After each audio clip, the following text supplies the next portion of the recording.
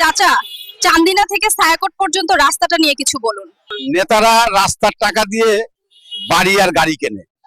ভাই চান্দিনা থেকে সাইকোট পর্যন্ত রাস্তার ব্যাপারে কিছু বলুন।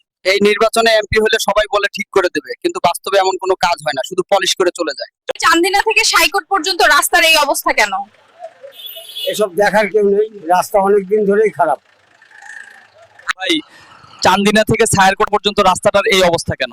আমরা চাই রাস্তাটা এবার ভালোভাবে মেরামত করা হোক, যাতে আগের মতো ভেঙে না যায়।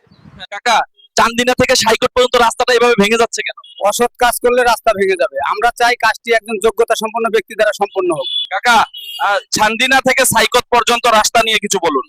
এইসব কেউ দেখে না, রাস্তা তো বহুদিন ধরেই খারাপ। ভাই চান্দিনা থেকে সাইকোটের রাস্তাটার এই অবস্থা কেন?